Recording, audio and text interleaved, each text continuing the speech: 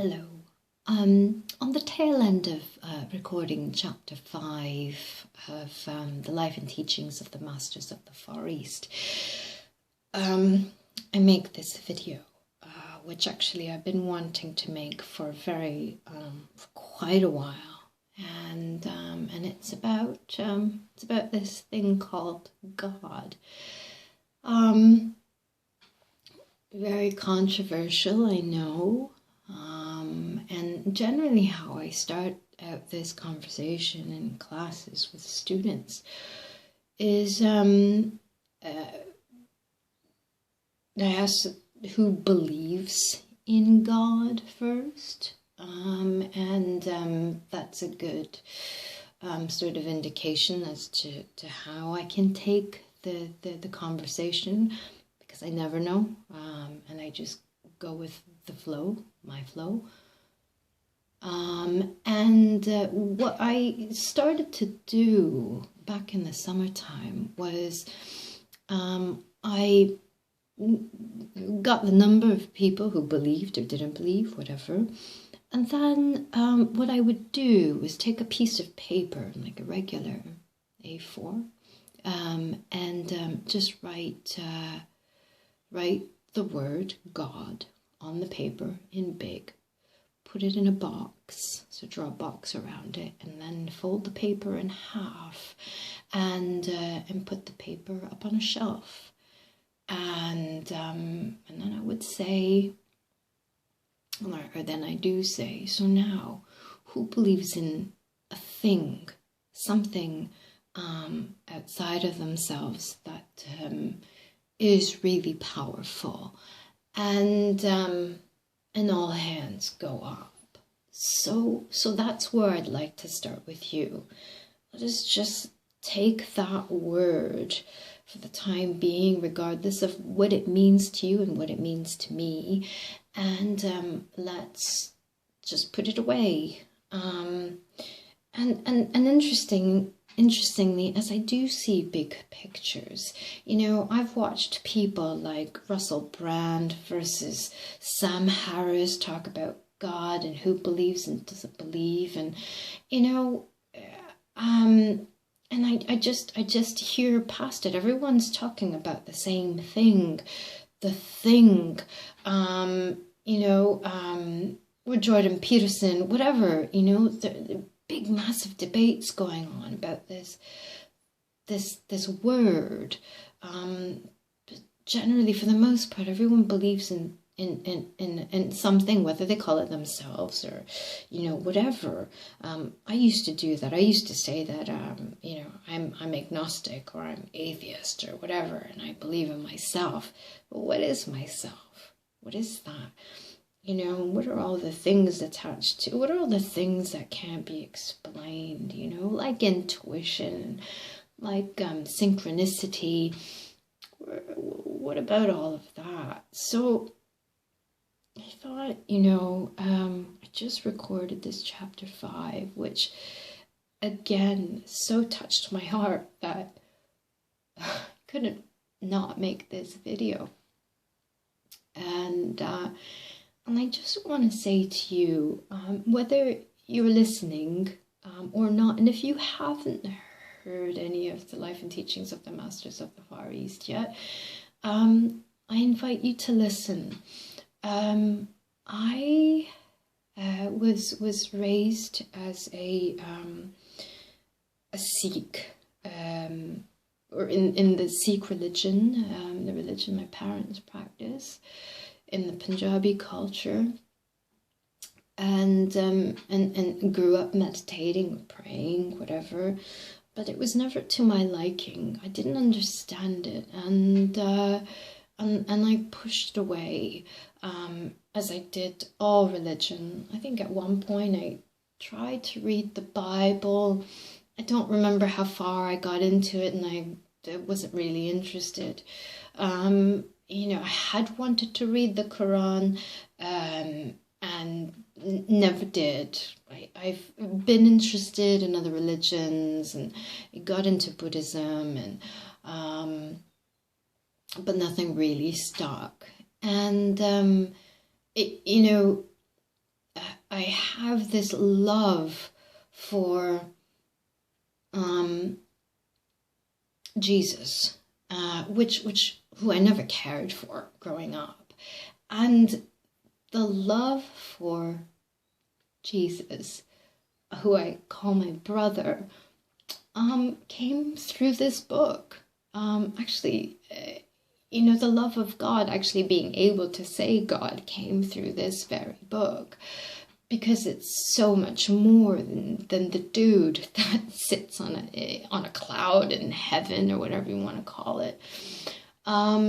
It's so much more than that. So I kind of, through this book, got a completely different perspective about, I'm not going to say religion, because I still don't consider myself religious, even though I do believe in this thing called God, or actually sometimes I call it source energy, and sometimes I call it great universal mind substance, sometimes I call it mother-father principle, as I've written before, or you might call it any of those things, spirit, source, whatever, but it doesn't really matter, right? Yeah, so I never read about Christianity. I don't practice Christianity, as I don't practice Sikhism, as I don't practice any religion. My only practice is love, is gratitude, is just being my best. That's my practice, and that's all I want for everybody around me. That's what I bless everyone with, is just the knowing of themselves and the perfection that we are. And so just going back to, why am I making this video? Actually, I just felt compelled to have this conversation. I don't even know where it's going, to be honest with you, except to say that it's through this book, which is by no means biblical, and this is where I learned about Jesus, the dude, who, actually what I want to say about him is what I learned is that he was, he was going around and trying to teach people that the things that he could do, produce bread in his hands, or heal someone's blindness or disease, whatever, all he was doing was teaching people, trying to teach people how to do that, right? But in my understanding, what happened was that people were idolizing him and just, wanting rather to learn, just for him to, fix people and things and whatever. All he was trying to do was teach everyone their perfection, as is described in this chapter 5, the perfection that is you, that is us, that,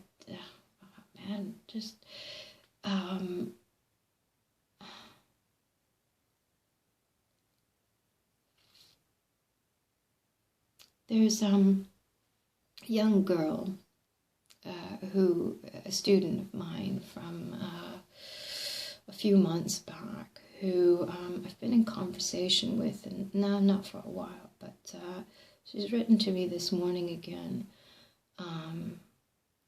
after I realized that, let me just say that I see everyone as perfect. I don't see people with limitations and stuff, except for the ones that we put on ourselves. I do my best not to judge, and when I do, I step back and I apologize, like I have in school to students. Actually, before I tell you about this girl, I'll tell you about a guy who, in one of my 5-day projects, at the beginning was just, not taking anything really seriously. In fact, he didn't the whole week. And I think it was by day 4 or something, day 3, day 4, I almost kicked him out. I almost kicked him out of my class because I asked him to do something and he was just being a joker. And he got up to do it. It was like close the windows or something after he'd opened all of them in wintertime. It was warm in the room, but it wasn't necessary to open them all. So he's being a joker. Fine, no problem. Ask him to close the windows, and I nearly kicked him out because he said something under his breath, which the whole class laughed at. And I wanted to know what he said, and he wouldn't. He's like, "No, it's nothing. And I was like, okay. And later, in realizing, in telling a colleague what had happened, the words that came out of my mouth was, I almost kicked him out because I lost sight of his innocence. He's being a joker and whatever, for a reason. There's stuff going on, he's asking for attention, essentially, whether it be mine or, the rest of the kids, to laugh with him,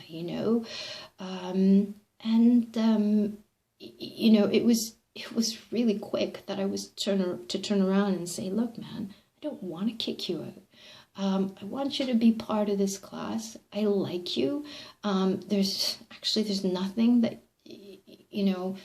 actually, I don't know if I said it to him yet, but there's really nothing that kids can do or say that will make me hate them. And where I have, sent a kid out of the classroom for acting up, I don't do that anymore. So anyways, by the end of this week with this child who's, I think 13 or 14, there was this sort of unspoken, by the time I was giving him his certificate, there was this unspoken thing. I had apologized to him. I think it was before I gave out the certificates. I apologized that I almost kicked him out. That he's perfect, and I get that he has a need to express and blah, blah, blah, whatever. And so, yeah, by the time he came to collect his certificate, there was an energy between us that was really beautiful, that was really calm. Something had just clicked. That's the only way I can describe it. Anyways, chapter 5 talks about perfection, and how we all are. Now, just real quick, I had this girl who, very wise, incredibly wise for her age, well beyond her years, but she just wanted to argue for her limitations with me as to why she's not perfect. And actually, everyone makes mistakes, and it's through mistakes that we learn about ourselves, which I agree with, sure. But that's not the type of perfection I'm talking about. What I'm talking about is that we are inherently perfect, just because we are, because here we are. We start from one cell that we start from a merging of two, and we become one cell, and then we divide, and first it's, 1 cell, then 2, then 4, then 16, and up and up and up we go. And there's actually only about, listen to this, there's only actually about 40 divisions that make us who we are, a full human body package. So that's what I mean by perfect. That you are opposite this screen right now, and that you understand, or you hear my voice, that you recognize that I'm a person across from you, that you can see me, that you can hear me. All of that is perfection, isn't it? Anyways, so I think that's really all I wanted to say for now. Anyways, God isn't a dude that sits on a cloud somewhere far away. It's a thing. It's consciousness. It's energy. It's vibration, and it's all that we are. and so much more than you think you are, or even me. Anyways, I leave that with you. I hope that this video gave you something, and that this wasn't just a needless ramble. Anyways, lots of love to you, and take good care of yourself. As always, I love you. Bye-bye.